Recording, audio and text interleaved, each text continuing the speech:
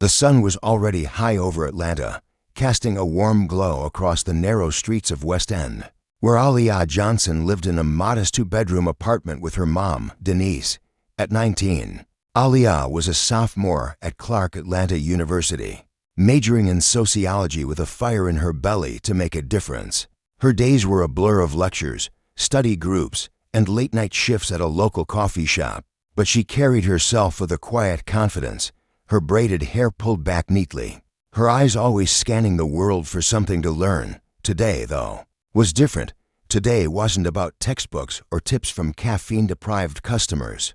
Today was about a promise she'd made to herself, a small but meaningful reward for the grind she'd been putting in since high school. Aaliyah sat cross-legged on her bed, scrolling through her phone, her thumb hovering over a sleek leather handbag on a luxury retailer's website.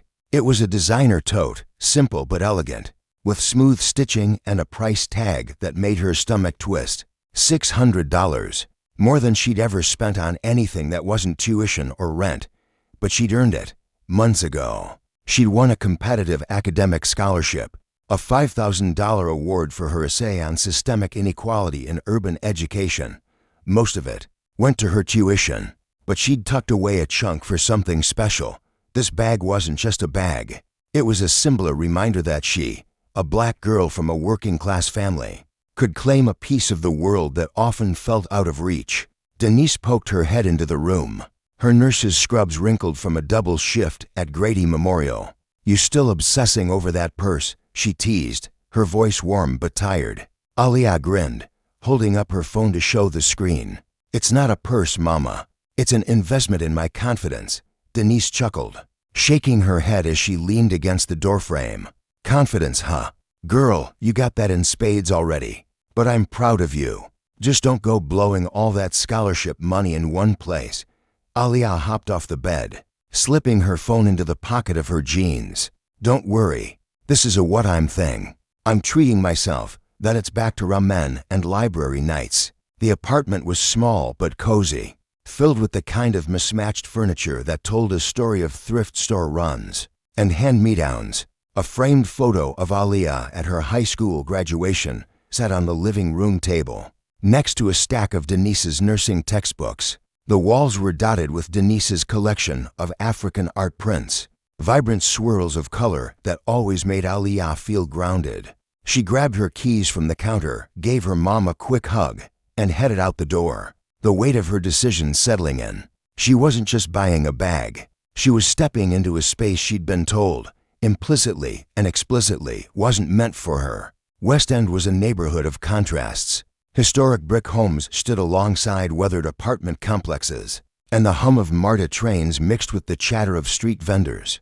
Aaliyah walked past a corner store where a group of kids laughed over a game of cards, their voices echoing against the graffiti-covered walls. She loved Atlanta's energy, its history, its unapologetic blackness, but she wasn't naive. The city had scars, from redlining to police brutality, and those scars shaped the way people like her moved through the world. Buckhead, where the luxury store was, felt like another planet. It was Atlanta's glossy, affluent side, where skyscrapers gleamed and designer boutiques lined Peachtree Road. Aaliyah had been there a few times, mostly for school events or to meet professors, but never to shop. Not like this. She caught the bus to 5 Points, then transferred to another that dropped her off in the heart of Buckhead. The air felt different here, crisper, somehow, like the wealth in the zip code purified it. Women in tailored blazers and men in crisp polos strolled past, their shopping bags swinging with logos Aaliyah recognized from Instagram ads. She adjusted her backpack, suddenly aware of her faded jeans and thrift store sneakers. Her outfit was cute, intentional distressed denim, a fitted white tee, and a denim jacket she'd customized with patches, but it didn't scream money. She didn't need it to. She had the cash, and that was enough. The store, Vivienne's, was a glass-fronted fortress of luxury, its name etched in gold above the entrance. Through the windows, Aaliyah could see racks of silk dresses and display cases glittering with jewelry. Her heart gave a little jump, not nerves, exactly, but anticipation. She'd been planning this for weeks, researching the bag, checking reviews, even watching YouTube videos on how to care for leather. This was her moment. She pushed open the heavy glass door, a bell chimming softly as she stepped inside. The interior was a sensory overload: polished marble floors, soft jazz drifting from hidden speakers, and the faint scent of lavender lingering in the air. Aaliyah's eyes darted to the handbag section, where the tote she wanted sat on a pedestal under a spotlight, like it was a museum piece. She smiled to herself, already imagining how it would feel to carry it to her next internship interview. But as she moved toward the display, she felt a shift in the room. A saleswoman in a crisp black blazer glanced up from behind the counter, her smile faltering for a split second before recovering. Another employee, a man arranging scarves, turned his head slightly, his gaze lingering on Aaliyah's backpack. She brushed it off. She was here to shop, not to overthink. Her phone buzzed in quello stesso momento.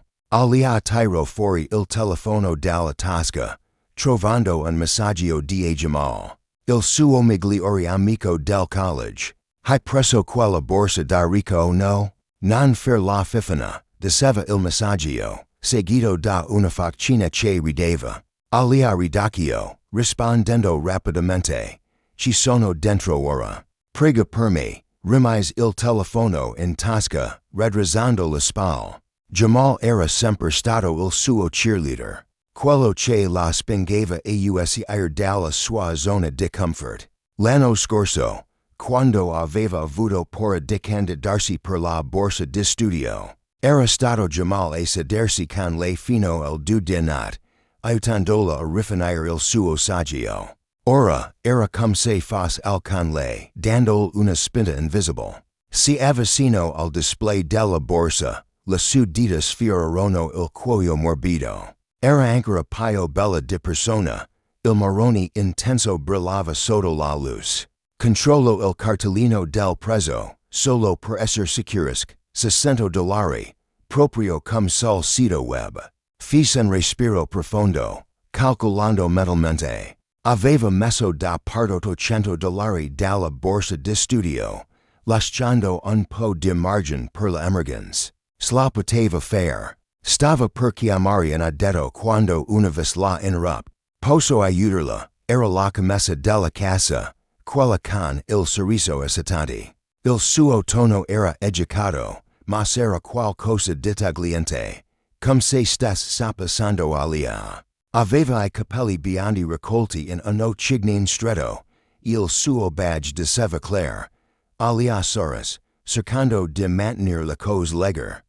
Vorrei dare un'occhiata più da vicino a questa borsa, per favor. Quella marrone indicò la borsa, il suo tono sicuro ma amichevole. Claricito, I suoi occhi gizzarono verso un altro dipendente. Un uomo in giacca nera che stava pagando scarpe dall'altra parte della stanza. Certo, alla fine, muovendosi lentamente verso il display. E una del nostro borse più costos. E sicura di volerla vedere. La domanda colpcalia come uno schiaffo sotto. E sicura? Certo che era sicura. Ma in vez di arrabbiarsi, anu, mantenendo il sorriso. Sono sicura, Gracie. Mentre Claire sbloccava il display. Aaliyah notò un'altra figura che si avvicinava dal retro del negozio. Era una donna più anziana, sulla cinquantina. Con un tailleur nero impeccabile un'espressione che sembrava scolpita nella pietra. Il suo badge diceva Deborah Klein, manager. Deborah non disnulla. Ma si fermò a pochi passi di distanza, le braccia incrociate. Osservando Aaliyah come se fosse un problema da risolvere. Aaliyah sentì un nodo formarsi nello stomaco, ma si rifiutò di lasciarlo vedere. Aveva il diritto di essere elle. Aveva I soldi. Non avrebbe permesso a nessuno di farla sentire fuori posto. Prise la borsa delle mani di Claire, esaminandola con attenzione. Il peso era perfetto, le chiusure impeccabili. Immagino di portarla a lesioni, di sentir nel cuoio contro la spalla mentre camminava per il campus. Mi piace, più a se stessa che a Claire. Penso che la prenderò. Claire narco un sopracciglio. Un movimento coscrepito che Aaliyah quasi non lo noto. Bena, disclare, il suo tono piatto. Se vuol, posso portarla in casa. Avrà bisogno di un metodo di pagamento, ovviamente. Aaliyah knew. Seguendo Claire verso la casa. Deborah, la manager, la segue di stanza, I suoi tacchi che ticciatavano sul marmo. Aaliyah sent gli occhi di Deborah perforaro la scena, ma ten la testa alta. Non era la prima volta che si sentiva osservata, giudicata. Come se dovesse dimostrare qualcosa. Crescendo ad Atlanta. Aveva imparato a navigare in spazi dove la sua pelle la rendeva un bersaglio per sospetti. Ma questo era diverso. Questo era personale. Stava spendendo I suoi soldi.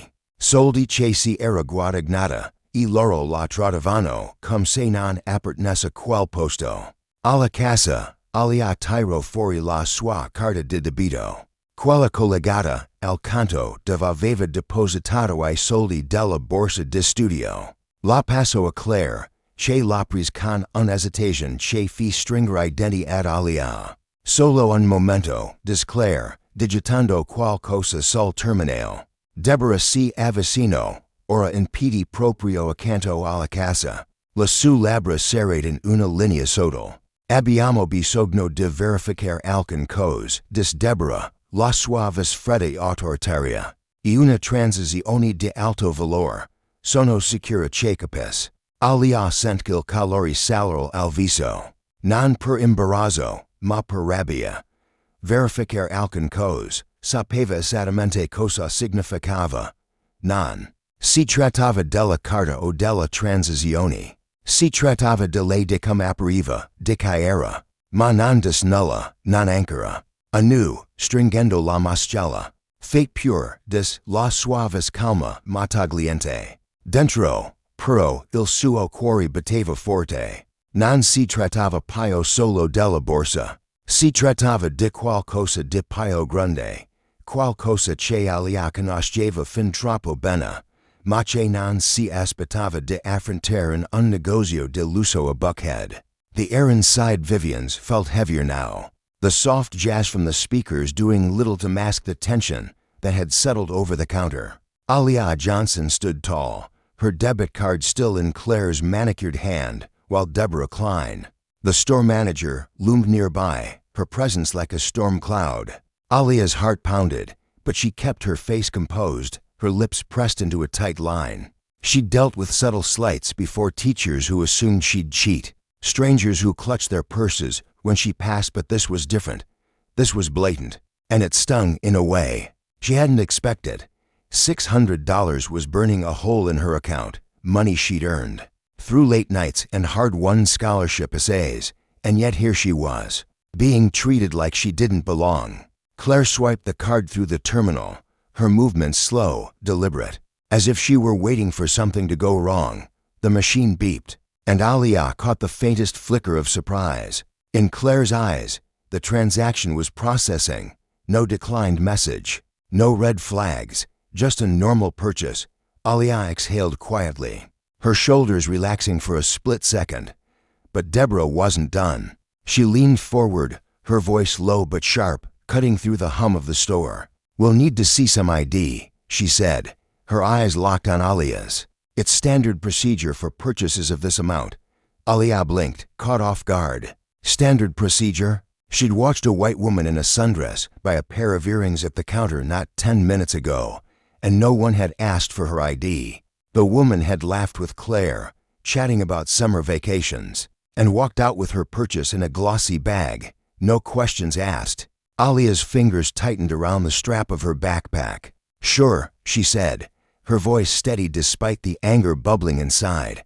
She reached into her backpack, pulling out her wallet, and handed over her driver's license. It was a Georgia ID, her smiling face staring back under the fluorescent lights. Her address clearly listed in West End. Deborah took the license, holding it up to the light as if checking for a forgery.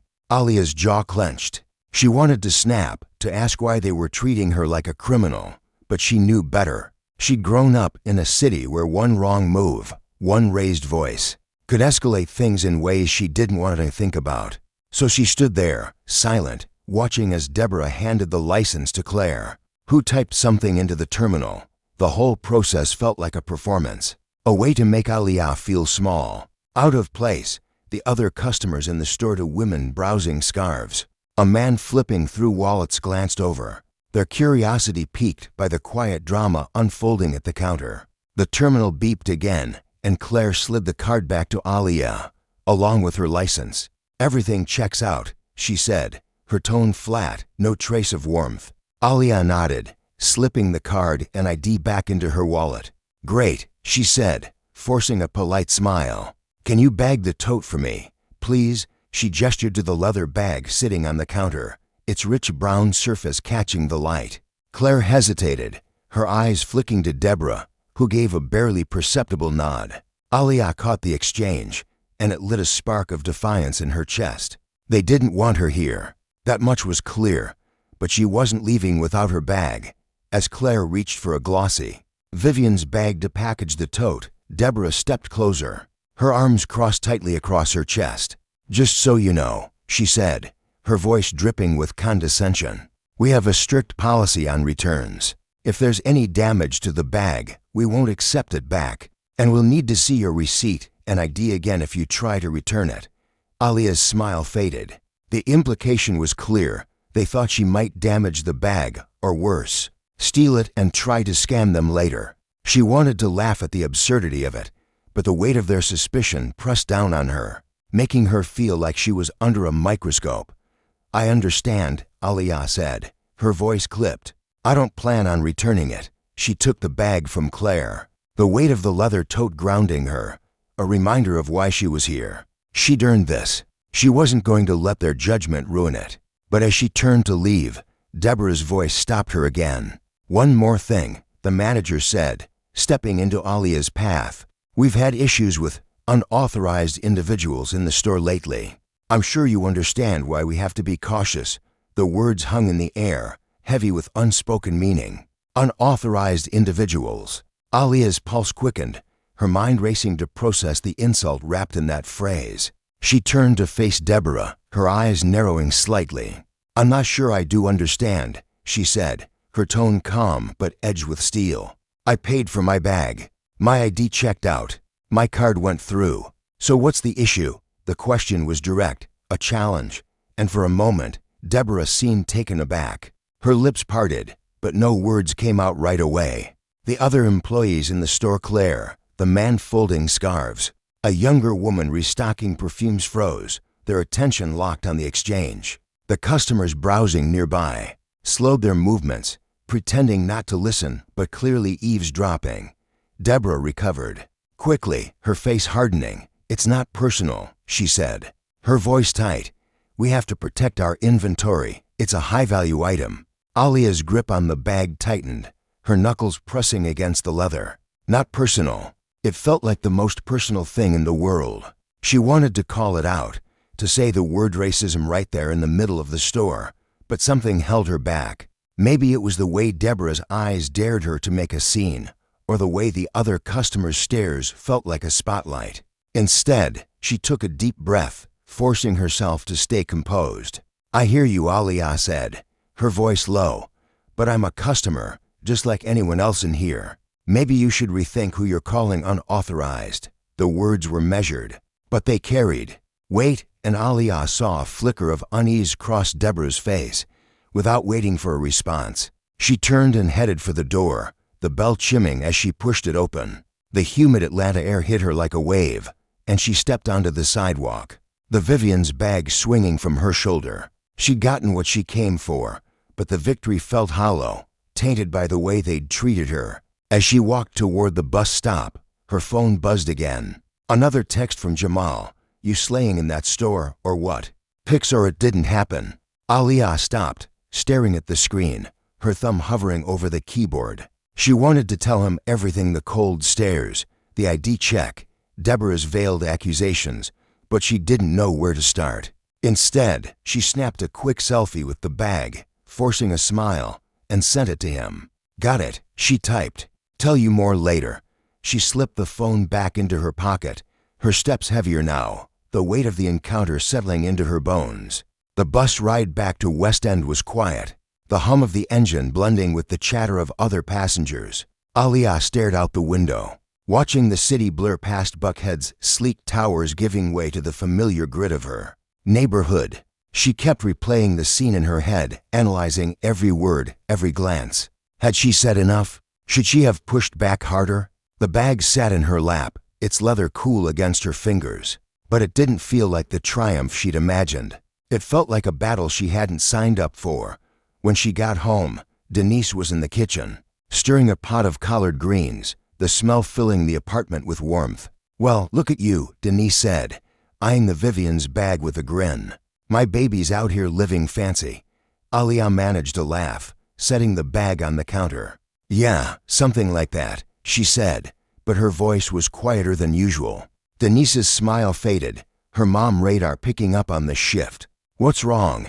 she asked, turning down the stove and wiping her hands on a dish towel. Aaliyah hesitated, her eyes drifting to the bag. She didn't want to burden her mom, who already carried the weight of long shifts and bills that never seemed to end. But the words spilled out before she could stop them. "They treated me like I was stealing, Mama," she said, her voice trembling, "like I didn't belong there. They checked my ID, questioned my card, acted like I was some kind of thief." Denise's face hardened, her lips pressing into a thin line. She crossed the room, pulling Aaliyah into a hug. "Oh, baby," she said, her voice soft but fierce. "That's not on you. That's their ignorance. You hear me? You earned that bag. Don't let them take that from you." Aaliyah nodded against her mom's shoulder, but the hurt lingered, sharp and raw. She pulled back, wiping her eyes before any tears could fall. "I just wanted to feel good, you know? Just for one day." Denise cupped her daughter's face, her eyes blazing with the kind of strength that had carried them through years of struggle. "You'll feel good," she said, "but you don't need their approval to do it. You're Aaliyah Johnson. You're stronger than their nonsense." That night, Aaliyah lay in bed, the Vivienne's bag sitting on her desk, its silhouette visible in the moonlight. She couldn't sleep, her mind racing with what-ifs. What if she'd called out Deborah on the spot? What if she'd recorded the whole thing? What if this wasn't just about her, but about every black person who'd ever walked into a store and felt those same eyes on them? She grabbed her phone, opening Twitter, her fingers hovering over the keyboard. She wanted to say something, to let the world know what had happened, but the words felt too big, too heavy. Not yet, she thought, but soon. Aaliyah Johnson stood frozen at the counter of Vivienne's, the weight of Deborah Klein's words sinking in like a stone. "Unauthorized individuals," the manager had said, her tone sharp enough to cut glass. The air in the store felt stifling now, the soft jazz from the speakers mocking the tension that pulsed between Aaliyah and the two women behind the counter. Claire, the saleswoman, avoided eye contact, busying herself with the terminal, while Deborah stood with her arms crossed, her gaze unrelenting. Aaliyah's fingers tightened around the handle of the leather tote she'd just purchased, her heart hammering in her chest. She'd paid for the bag, her ID had been checked, her card had gone through, yet here she was, still being treated like she'd done something wrong. The other customers in the store had slowed their browsing, their eyes darting toward the counter. A woman in a floral dress lingered near a rack of silk blouses, pretending to check a price tag but clearly listening. A man in a polo shirt, flipping through wallets, glanced up, his expression unreadable. Aaliyah felt their stares like a spotlight, hot and unforgiving. She wanted to shrink, to grab her bag and bolt for the door. But something deeper, something fiercer kept her rooted to the spot. She wasn't going to let them win. Not today. Deborah's lips curled into a thin, forced smile, the kind that didn't reach her eyes. "I'm sure you can appreciate our need to be thorough," she said, her voice dripping with false politeness. "We've had incidents before. It's nothing personal." Aaliyah's breath caught in her throat. Nothing personal. It was as personal as it got. She could feel the weight of every microaggression she'd ever faced, every sideways glance, every clutched purse, every "can I help you?" that really meant, "What are you doing here?" all culminating in this moment.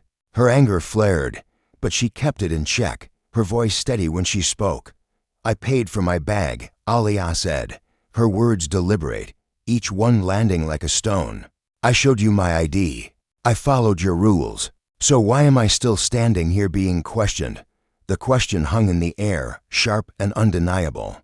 Claire's fingers froze on the terminal, her eyes flicking nervously to Deborah. The manager's smile faltered, just for a second, but she recovered quickly, straightening her posture. It's store policy, she said, her tone clipped. We have a right to ensure our merchandise is protected.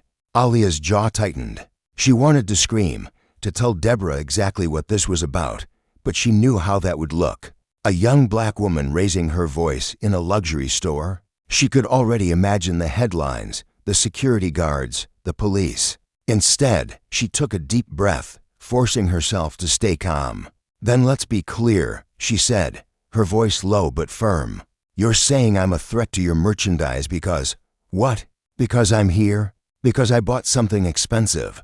The words were a challenge, and Aaliyah saw a flicker of unease in Deborah's eyes.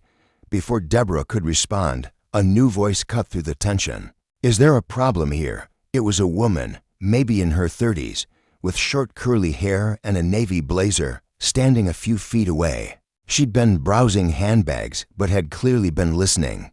Her tone was polite but pointed, her eyes moving from Aaliyah to Deborah. Aaliyah felt a rush of gratitude, but she didn't let it show. She didn't need someone to save her, she just needed to be heard.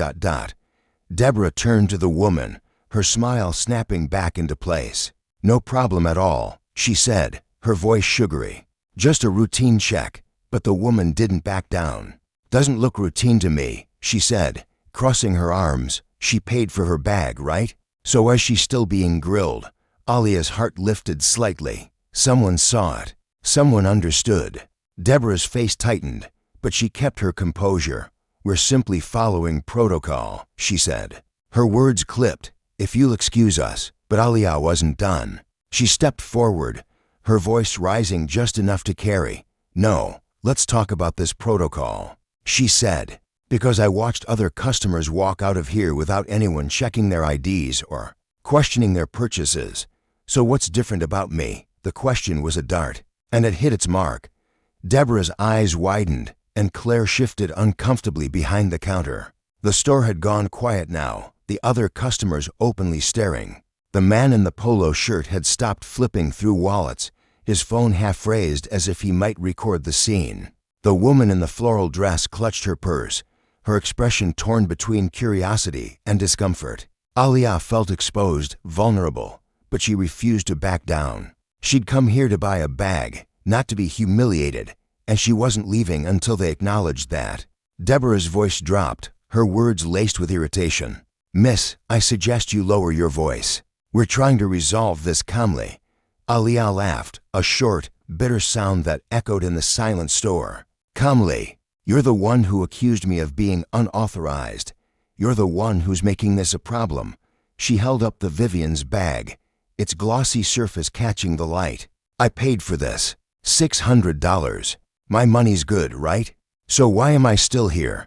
Deborah's face reddened, but before she could respond, another employee, a younger woman with a name tag that read Sophia, approached cautiously. Ma'am, she said to Deborah, her voice hesitant. The transaction cleared. Everything's in order. Sophia glanced at Aaliyah, her expression apologetic, almost pleading. Aaliyah caught the look and softened slightly. Sophia wasn't the problem. She was just caught in the middle.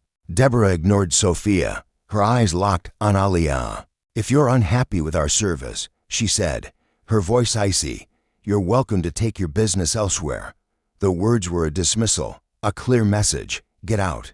Aaliyah's stomach twisted, a mix of anger and humiliation washing over her. She wanted to fight back, to demand an apology, but the reality of the situation hit her hard. She was a 19-year-old black girl in a luxury store, facing down a manager who clearly didn't want her there. The power dynamic was stark, and she hated it. The woman in the navy blazer stepped closer, her voice firm. This is ridiculous, she said, addressing Deborah directly. You're targeting her for no reason. I've been shopping here for years, and I've never been asked for ID after a purchase. You owe her an apology. Aaliyah's chest tightened, a mix of relief and frustration. She appreciated the support, but she didn't want to be a spectacle, a cause for someone else to champion. She wanted to handle this herself. Deborah's lips pursed, but she didn't apologize. Instead, she turned to Sophia, her voice sharp. "Escort her out," she said, nodding toward Aaliyah. "We're done here." Aaliyah's eyes widened, shock giving way to fury. Escort her out? Like she was a criminal? She opened her mouth to protest, but Sophia stepped forward, her voice soft. "Ma'am, please," she said to Aaliyah, her eyes pleading. "Let's just go." Aaliyah's hands trembled, but she nodded, her pride warring with her need to de-escalate. She slung the Vivienne's bag over her shoulder, her movements deliberate, and followed Sophia toward the door. The woman in the navy blazer called out, "This isn't over. I'm filing a complaint." Aaliyah didn't look back. She couldn't. If she did, she might cry, and she refused to give them that satisfaction. The bell chimed as she stepped onto the sidewalk, the humid Atlanta air hitting her like a slap. Sophia lingered at the door, her voice barely above a whisper. "I'm sorry," she said, her eyes downcast. "It's not right, what they did."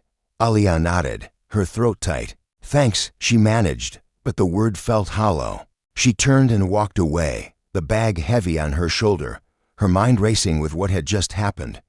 As she reached the bus stop, her phone buzzed. A text from her mom, Denise. "You home yet? Greens are almost ready." Aaliyah stared at the screen, her fingers hovering over the keyboard. She wanted to tell her mom everything, to pour out the hurt and anger, but she couldn't find the words. "Not yet." Instead, she typed, "On my way," and slipped the phone into her pocket. The bus pulled up, its doors hissing open, and Aaliyah climbed aboard, the Vivienne's bag in her lap, a bitter reminder of the price she'd paid, $600, and a piece of her dignity. The ride back to West End was a blur, the city's skyline fading into the familiar sprawl of her neighborhood.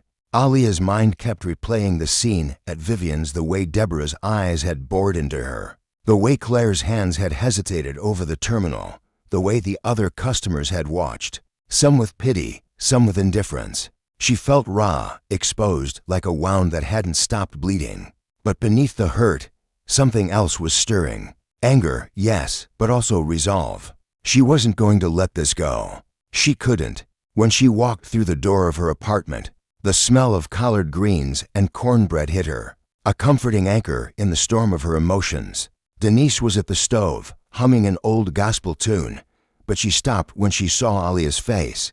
"Baby, what's wrong?" she asked, her voice soft but urgent. Aaliyah set the bag on the counter, her hands shaking slightly. "They humiliated me, Mama," she said, her voice breaking. "They treated me like I was nothing." Denise crossed the room in an instant, pulling Aaliyah into a fierce hug.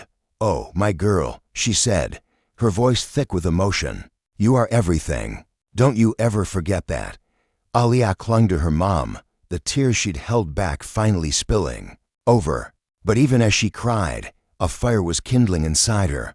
This wasn't just about her. It was about every person who'd ever been made to feel less than. Every moment of injustice she'd studied in her sociology classes. She wasn't going to stay silent. Not anymore. Aaliyah Johnson sat on the edge of her bed, the Vivienne's bag resting on her desk, its sleek leather catching the dim glow of her bedside lamp. The apartment was quiet, save for the faint hum of the air conditioner and the occasional clatter of dishes as her mom, Denise, cleaned up in the kitchen.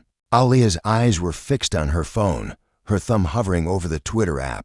Her heart was still racing from the confrontation at the store, the sting of Deborah's accusations and Claire's cold indifference replaying in her mind. Like a bad movie, she'd told her mom everything, how they'd questioned her ID, implied she was a thief, and escorted her out like a criminal.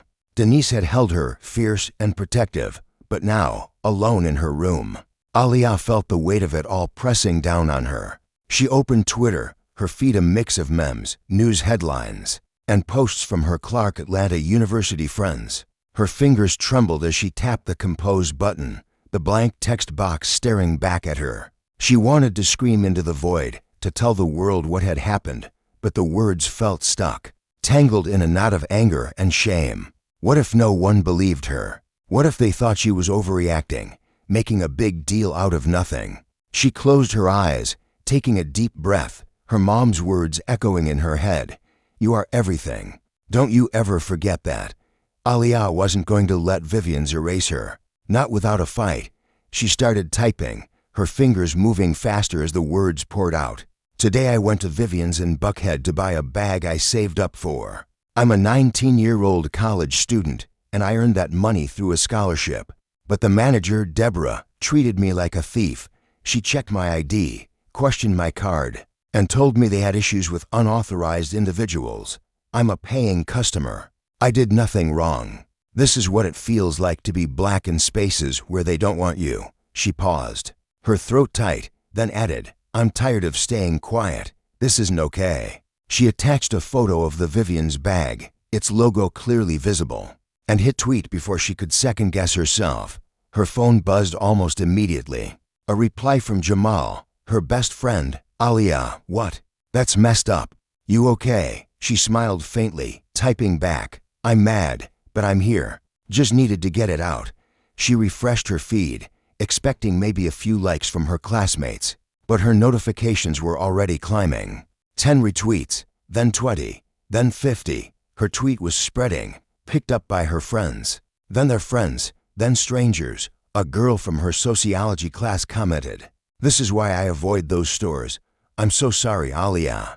Another user, someone she didn't know, wrote, Vivienne's needs to do better. This is straight-up racial profiling. Aaliyah's stomach twisted, a mix of adrenaline and nerves. She hadn't expected this, her words, her story, rippling out into the world. She opened her camera app, her reflection staring back at her. Her braids were slightly frizzy from the humid bus ride, her eyes tired but fierce. She hit record, her voice shaky at first but growing stronger. Hey, it's Aaliyah. I just tweeted about what happened to me at Vivienne's today. I want to tell you more because this happens too much. I walked into that store with my own money, ready to buy something I worked hard for, and they made me feel like I didn't belong, like I was a criminal. I'm a college student. I'm a daughter. I'm a person, and I deserve better. Her voice cracked, but she kept going, recounting the ID check, Deborah's smug tone, the way Sophia had whispered an apology. She ended with, I'm sharing this because silence doesn't change anything. Thanks for listening. She uploaded the video to Twitter, tagging it with #Aaliyah was profiled, a hashtag she'd seen in one of the replies. Within minutes, her notifications exploded, retweets in the hundreds, comments flooding in. You're so brave for speaking out. This happened to me at a mall last year. Vivienne's is trash for this.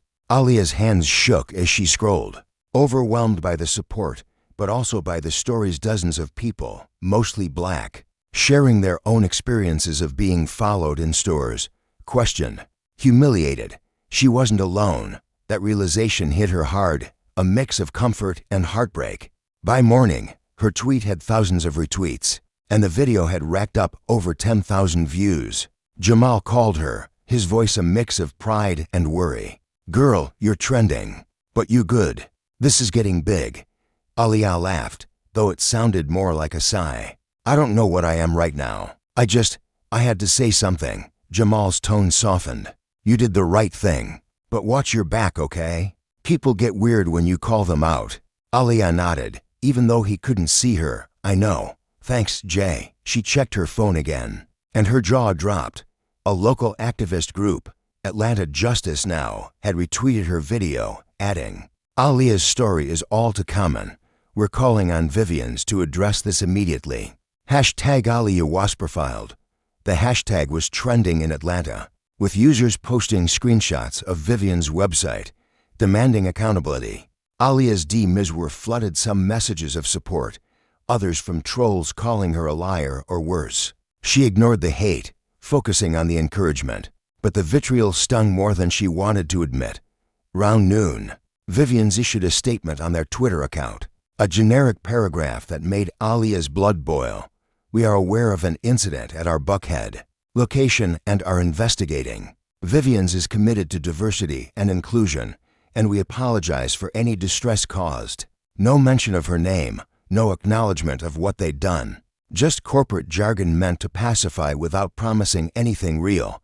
Aaliyah retweeted it, adding, "This isn't an incident, it's racial profiling. I deserve better than a copy-paste apology. Do better, Vivienne's." Her followers now in the thousands amplified her response, the hashtag gaining even more traction. Denise knocked on her door, her face a mix of concern and pride. "You're all over my Facebook, baby," she said, holding up her phone. "My co-workers are talking about you. They're mad for you." Aaliyah managed a small smile. "I didn't mean for it to blow up like this," she said. Denise sat beside her, her hand resting on Aaliyah's knee. "You spoke your truth. That's what matters. But this is bigger than you now. You ready for that?" Aaliyah swallowed, her eyes drifting to the Vivienne's bag. "I don't know," she admitted, "but I'm not backing down."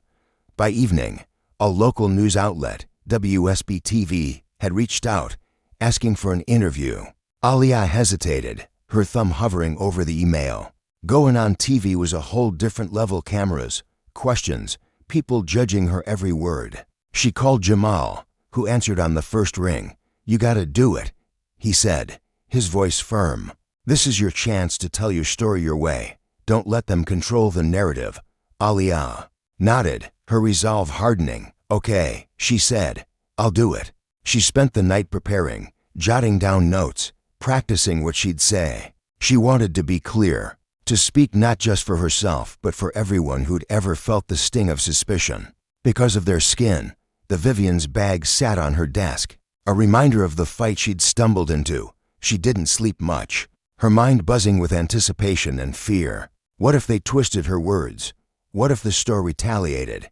But every time doubt crept in. She thought of her mom's fierce hug, Jamal's unwavering support, the strangers online who'd rallied behind her. She wasn't alone anymore. The next morning, Aaliyah dressed carefully: black slacks, a white blouse, her braids pulled into a neat bun. She wanted to look professional, unassailable. Denise drove her to the WSB-TV studio, her hands gripping the steering wheel a little too tightly. "You're gonna do great," she said as they pulled into the parking lot. Aaliyah nodded, her stomach in knots. "Thanks, Mama," she said, stepping out of the car, the weight of the world and her truth on her shoulders. Aaliyah Johnson sat in the green room of the WSB-TV studio, her hands clasped tightly in her lap, the hum of the air conditioner barely drowning out the nervous thrum in her chest. The room was small, with a worn leather couch, a coffee table stacked with magazines, and a mirror that reflected her carefully chosen outfit: black slacks, a crisp white blouse, and her braids pulled into a neat bun. She looked polished, composed, but inside, she was a storm of emotions: anger, fear, and a stubborn determination to make her voice heard. Her phone buzzed incessantly in her pocket, notifications piling up from Twitter, where her story had exploded overnight. The hashtag Aaliyah was profiled was trending not just in Atlanta, but across the country, and her video recounting the incident at Vivienne's had racked up over 50,000 views. Aaliyah hadn't expected this: a 19-year-old college student, suddenly the center of a firestorm, but she wasn't backing down. Her mom, Denise, sat beside her, scrolling through her own phone, her face a mix of pride and worry. "They're talking about you on the radio now," Denise said, her voice low. "One of my co-workers heard it on her way in. Said they called you a young activist." Aaliyah let out a shaky laugh, shaking her head. "Activist? I'm just a girl who wanted a bag." Denise reached over, squeezing her hand. "You're more than that, baby. You're speaking for a lot of folks who can't. That's what makes this big." Aaliyah nodded, her throat tight. She wasn't sure she was ready for big, but it was here whether she liked it or not. The studio door opened, and a producer in a headset poked her head in. "Aaliyah, we're ready for you in 5. Aaliyah stood, smoothing her blouse, her heart pounding so hard she thought it might burst. Denise gave her a fierce hug, her voice firm. "You got this. Tell your truth." Aaliyah nodded, following the producer down a brightly lit hallway to the set, where a news anchor, a woman named Lauren Carter, waited under the studio lights. Lauren was in her 40s, with a warm smile and a reputation for tough but fair interviews. Aaliyah had seen her on TV, covering everything from city council meetings to protests. Now, she was about to be on the other side of that camera, The set was smaller than it looked on TV, with a desk, 2 chairs, and a backdrop of the Atlanta skyline. Lauren stood to greet her, her handshake firm. "Aaliyah, thank you for coming," she said, her voice genuine. "I know this can't be easy." Aaliyah managed a small smile. "Thanks for having me," she said, settling into the chair. The lights were blinding, and the microphone clipped to her blouse felt like a weight. She glanced at the camera, its red light blinking, and took a deep breath. This was it. The interview started with the basics. Lauren asked about the incident at Vivienne's, prompting Aaliyah to recount the moment she'd been accused of being an unauthorized individual. Aaliyah spoke slowly, her voice steady despite the nerves. "I saved up for that bag," she said, her eyes locked on Lauren's. $600 from a scholarship I earned. I walked in there as a customer, ready to spend my money, and they treated me like I was a thief. They checked my ID, questioned my card, and escorted me out like I'd done something wrong." Her voice trembled slightly, but she pushed through. "It wasn't just about the bag. It was about being made to feel like I didn't belong because of who I am." Lauren nodded, her expression serious. "What you're describing sounds like racial profiling," she said. "Can you tell us how that felt in that moment?" Aaliyah paused, her mind flashing back to Deborah's cold stare, Claire's hesitant hands, the customers watching like she was a spectacle. "It felt like I was invisible and hyper-visible at the same time," she said, her words careful but raw. "Invisible because they didn't see me as a person, just a stereotype. Hyper-visible because every move I made was scrutinized. I felt humiliated, but mostly I felt angry, because I knew I hadn't done anything wrong." The interview aired live, and Aaliyah's phone, now in Denise's hands, lit up with texts from Jamal, her classmates, even her sociology professor. "You're killing it," Jamal wrote.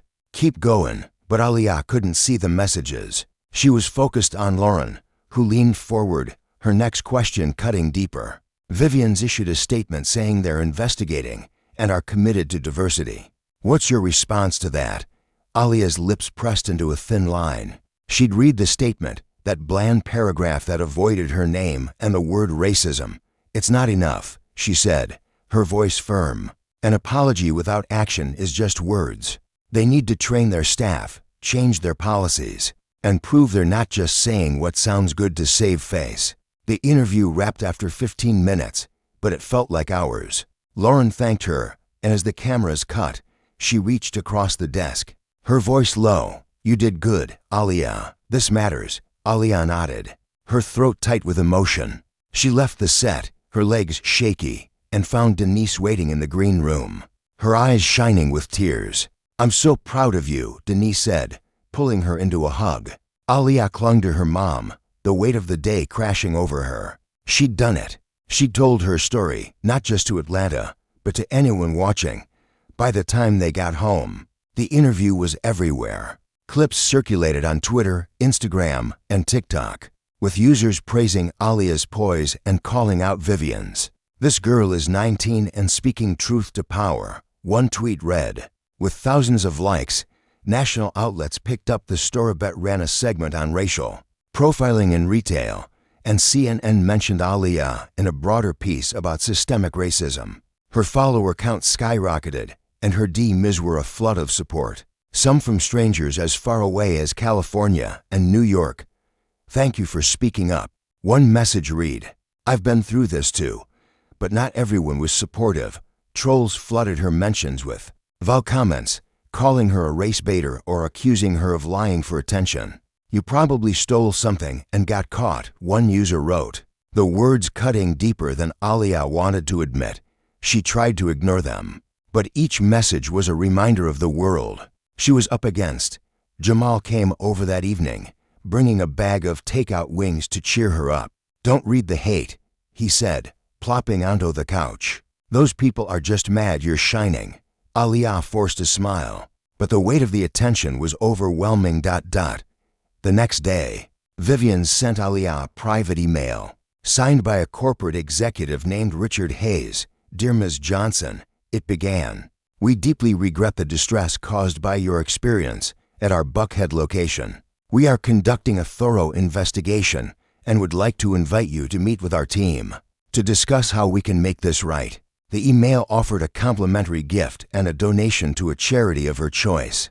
Aaliyah read it aloud to Denise and Jamal, her voice dripping with disbelief. "A gift," she said. "They think a free scarf is gonna fix this," Jamal snorted.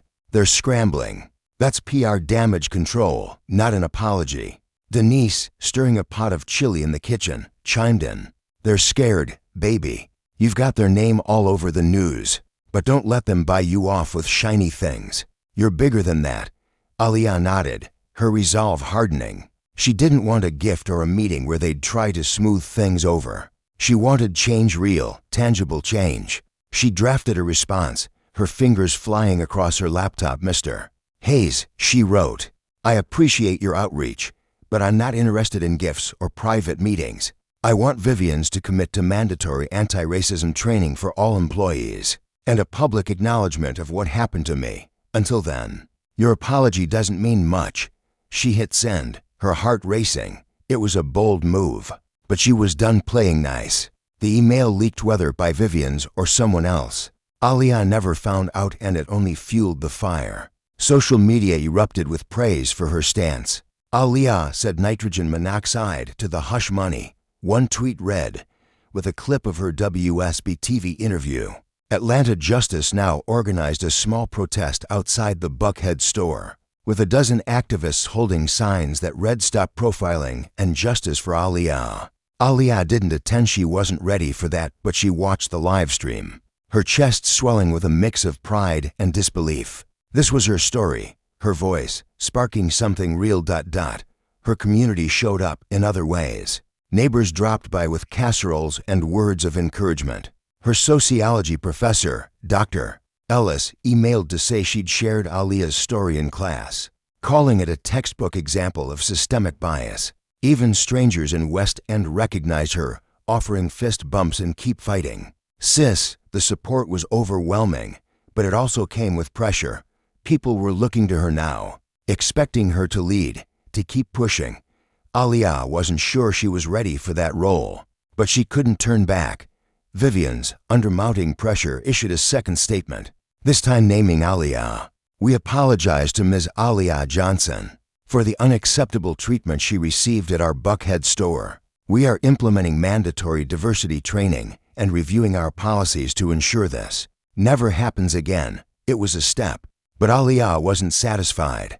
"They're still not saying racial profiling," she told Jamal, her voice frustrated. "They're dancing around it." Jamal nodded, his expression serious. "They're gonna keep dancing unless you make them face it." That night, Aaliyah lay awake, her phone glowing with new messages. One stood out, from a woman named Keisha, who said she'd been profiled at the same Vivienne store a year ago. "I didn't speak up," Keisha wrote. "But you did. Thank you." Aaliyah stared at the words, her eyes stinging. This wasn't just about her anymore. It was about Keisha, about her mom, about every black person who'd ever been made to feel less than. She wasn't sure where this fight would take her, but she knew one thing: she was in it now, and she wasn't alone. Aaliyah Johnson leaned against the wall of the lecture hall at Clark Atlanta University, her arms crossed, her eyes scanning the growing crowd. The room buzzed with energy. Students, professors, and local activists packed the space, their voices a low hum of anticipation. Aaliyah had organized this panel discussion, her first real step toward turning her Vivienne's ordeal into something bigger than a viral moment. The topic was racial profiling in everyday spaces, and she'd spent weeks planning it, coordinating with her sociology professor, Dr. Ellis, and reaching out to speakers who'd lived through experiences like hers. The Vivienne's bag sat in her dorm room, untouched since the incident, but its weight lingered in her mind, a reminder of why she was here, standing in front of a microphone, ready to speak her truth again. Her phone buzzed in her pocket, a text from Jamal. "You got this, superstar. Don't let the nerves win." Aaliyah smiled faintly, her stomach twisting with a mix of excitement and dread. She wasn't used to being the center of attention, not like this. At 19, she was more comfortable blending into the background, acing her classes, cracking jokes with friends. But the past week had changed everything. Her WSB-TV interview had aired, her Twitter video had millions of views, and hashtag Aaliyah was profiled was a rallying cry for people across the country. She'd become a voice whether she'd meant to or not, and now she had to live up to it. The lecture hall doors swung open, and more people filed in, students in hoodies, older folks from the West End community, even a few reporters with notepads. Aaliyah spotted her mom, Denise, slipping into a seat near the back, her nurse's scrubs peeking out from under her jacket. Denise gave her a small wave, her face beaming with pride. Aaliyah's chest tightened. She was doing this for her mom, for herself, for every person who'd ever felt the sting of suspicion because of their skin. She adjusted the microphone on the podium, her hands steady despite the butterflies in her stomach. Alice stepped up first, introducing the panel with her usual commanding presence. "We're here to talk about something that's not just a headline," she said, her voice carrying across the room. "It's a lived reality for too many of us." Aaliyah Johnson, one of our own students, has shown incredible courage in sharing her story. Tonight, we're amplifying that courage. The crowd applauded, and Aaliyah felt a flush of warmth tempered by the pressure of expectation. She wasn't just speaking for herself anymore. The panel included Keisha, the woman who DM'd Aaliyah about her own profiling incident at Vivienne's, and Marcus, a local activist, who'd been stopped and frisked by police more times than he could count. Keisha went first, her voice soft but steady as she described being followed in the store, her purse searched, her dignity stripped away. "I didn't say anything back then," she said, her eyes glistening. "I was too scared. But seeing Aaliyah speak up gave me the courage to tell my story." The crowd murmured in support, and Aaliyah nodded at Keisha, a silent thank you for her bravery. Marcus followed, his voice booming as he recounted his experiences with law enforcement. "Profiling isn't just in stores," he said. "It's on the street, in our schools, everywhere. What happened to Aaliyah is part of a bigger system, and we've got to dismantle it." The room erupted in applause, and Aaliyah felt a surge of energy. This was why she'd organized the panel not just to vent, but to connect, to build something real. When it was her turn, Aaliyah stepped to the podium, her notes clutched in one hand. The room fell silent, all eyes on her. She took a deep breath, her voice clear despite the knot in her throat. "I didn't plan to be here," she began, a small smile tugging at her lips. "I just wanted to buy a bag. But what happened at Vivienne's wasn't just about me. It was about every black person who's ever walked into a store and felt those eyes on them, that assumption that you're trouble. I'm here because silence doesn't change anything, and I'm tired of being silent." The crowd cheered, and Aaliyah's confidence grew. She spoke about the incident, the humiliation, the way it had sparked a fire in her. "Vivienne's apologized," she said, her tone sharpening. "But words aren't enough. I want them to train their staff, change their policies, and show they mean it, because I'm not the only one this has happened to." The panel stretched for over an hour, with questions from the audience, some supportive, some challenging. A white student asked if Aaliyah thought Vivienne's actions were intentional racism, or just a misunderstanding. Aaliyah didn't hesitate. "When you single out a black customer for no reason, when you treat them differently than everyone else, that's not a misunderstanding. That's bias, and it's rooted in racism, whether you admit it or not." The room erupted again, and Aaliyah felt a rush of pride. She was finding her voice, and it was stronger than she'd realized. After the event, people crowded around her, offering hugs, fist bumps, and words of encouragement. A reporter from the Atlanta Journal-Constitution asked for a quick quote, and Aaliyah obliged, her words measured but firm. "This isn't about one store," she said. "It's about a system that makes us feel like we don't belong. We're changing that, one story at a time." Denise pulled her into a hug as they left the hall, her voice thick with emotion. "You were incredible, baby. I knew you had it in you, but the high didn't last." Back in her dorm, Aaliyah scrolled through Twitter, where the trolls had grown louder. "She's just fishing for clout," one user wrote. "Probably made the whole thing up." Another called her a slur, the word hitting like a punch. She slammed her phone down, her hands shaking. Jamal, who'd come over to celebrate, noticed her mood shift, Don't let them get to you, he said, his voice gentle. They're just noise. You're the signal. Aaliyah nodded, but the hate was a reminder of the cost of speaking out. She wasn't just fighting Vivienne, she was fighting a world that didn't want to hear her. The next day, Vivienne announced they'd agreed to her demands: mandatory anti-racism training for all employees, and a $10,000 donation to a local youth education program. The news came via press release, which named Aaliyah and acknowledged the unacceptable treatment she'd faced. It wasn't perfect, they still avoided the word racism, but it was a victory, and Aaliyah felt a flicker of hope. She tweeted the announcement, adding, "This is a start, but we're not done." #Aaliyah was profiled. The response was electric, with thousands of likes and retweets, though the trolls kept coming, their venom a constant shadow.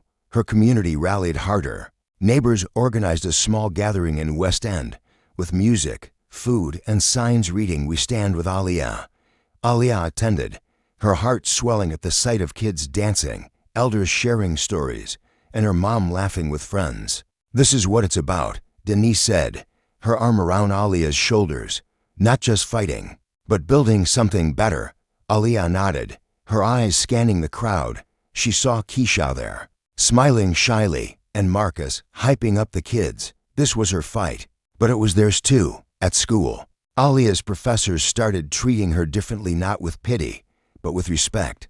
Dr. Ellis invited her to co-author a paper on racial profiling, an opportunity that made Aaliyah's head spin. "You're not just a student anymore, Dr. Ellis said. You're a voice." Aaliyah wasn't sure she was ready for that label, but she accepted, determined to keep learning, keep growing. The pressure wasn't all external. Aaliyah wrestled with her own doubts about her ability to lead, about whether she was strong enough to keep going. One night, unable to sleep, she called Jamal, her voice quiet. "What if I mess this up?" she asked. "What if I let people down?" Jamal's response was instant. "You're not perfect, Aaliyah. Nobody is. But you're real, and that's what people need. Keep being you." His words grounded her, a reminder that this wasn't about being a hero, it was about being honest. Vivienne followed through on the training, and Aaliyah received an invitation to speak at their first session, a chance to address their staff directly. She hesitated, unsure if she wanted to step back into that space. But Denise's voice echoed in her mind. "You're bigger than their nonsense." Aaliyah accepted, not for Vivienne's, but for the employees like Sophia, who'd whispered an apology, and for the customers who'd come after her. She wasn't done fighting, not by a long shot. Aaliyah Johnson stood in front of the mirror in her dorm room, adjusting the tassel on her graduation cap. It was a warm May morning, and the Clark Atlanta University campus buzzed with the energy of commencement students in black gowns, families snapping photos, the air thick with pride and possibility. At 22, Aaliyah was graduating with honors, her sociology degree a testament to years of late nights, relentless focus, and a fire that had been kindled 3 years ago. In a Buckhead luxury store, the Vivienne's bag, now worn soft from use, sat on her desk, no longer a symbol of humiliation, but a reminder of her resilience. She'd turned a moment of injustice into a movement, and today, as she prepared to walk across the stage, she felt the weight of that journey in every step. The past 3 years had been a whirlwind. After her viral confrontation with Vivienne, Aaliyah had become a reluctant but powerful voice against racial profiling. The panel she'd organized at Clark Atlanta had sparked a campus-wide initiative, with students forming a coalition to address bias in retail, schools, and public spaces. Her story had inspired others to speak out, and Aaliyah had spent countless hours mentoring younger students, sharing her experience, and helping them find their own voices. She'd co-authored a paper with Dr. Ellis, published in a respected sociology journal, and had spoken at conferences across the South, her poise and clarity earning her a reputation as a rising star. But it hadn't been easy. The trolls never fully went away, their hateful messages a constant reminder of the world she was up against. There were nights when Aaliyah doubted herself, when the pressure of being a voice felt like a burden too heavy to carry. Her mom, Denise, and her best friend, Jamal, had been her anchors. pulling her back when the weight got too much. "You don't have to be perfect," Jamal had told her once, his voice steady. "You just have to be you." Those words had become her mantra, guiding her through the highs and lows of her unexpected activism. Vivienne's had followed through on their promises, implementing anti-racism training and donating $10.00 to a youth education program. Aaliyah had chosen a local nonprofit that provided scholarships for Black students. Aaliyah had spoken at their first training session, standing in the same Buckhead store where she'd been profiled, her voice steady as she addressed the staff. "This isn't about guilt," she'd said, her eyes sweeping the room. "It's about accountability. You have the power to make people feel seen or erased. Choose wisely." Sophia, the employee who'd apologized to her, had approached her afterward, tears in her eyes. "I'm trying to do better," she'd said. Aaliyah had nodded, her heart softening. Change wasn't instant, but it was possible. The donation had been a turning point.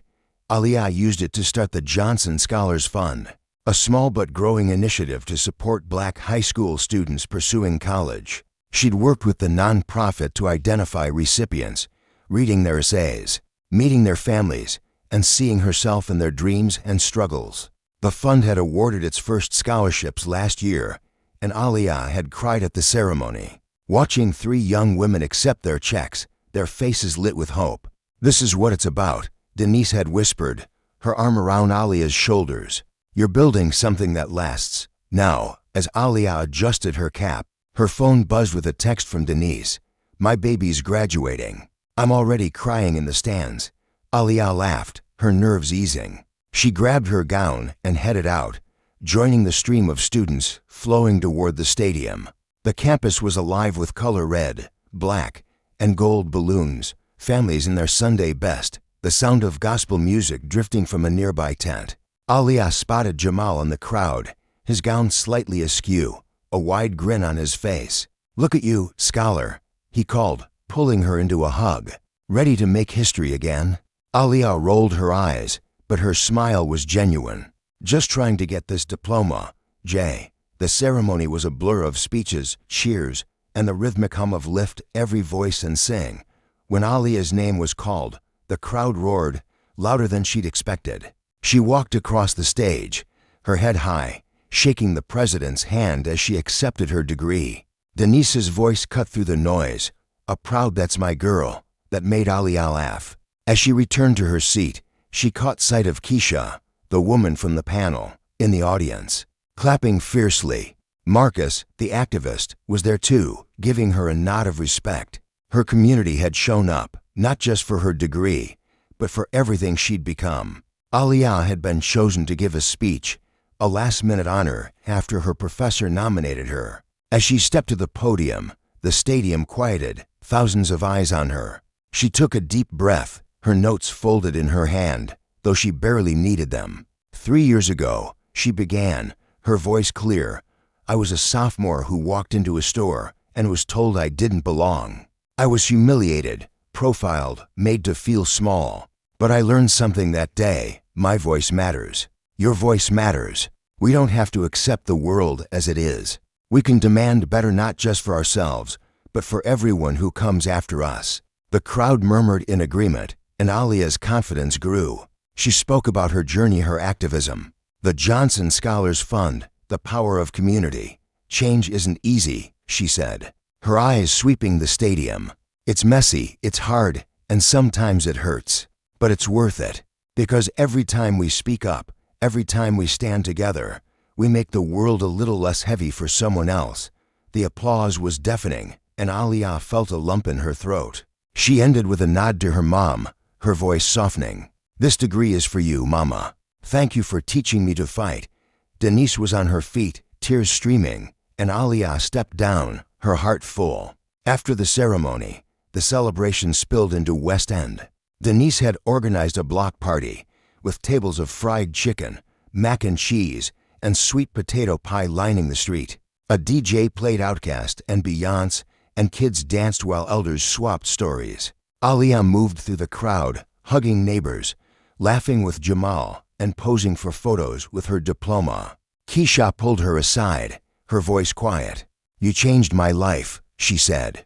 I'm speaking out now because of you.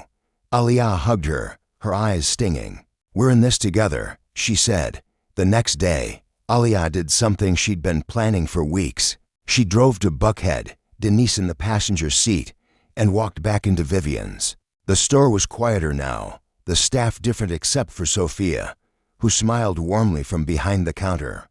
Aaliyah wasn't there to confront anyone. She was there to buy a new bag not because she needed it, but because she could. She chose a small clutch, paid with her own money, and walked out with her head high, Denise beaming beside her. That's my girl, Denise said, her voice thick with pride. Aaliyah laughed, the clutch tucked under her arm, the weight of the past 3 years lifting just a little. Aaliyah's story had become a legend in Atlanta, a cautionary tale for stores and a beacon for those who'd been silenced.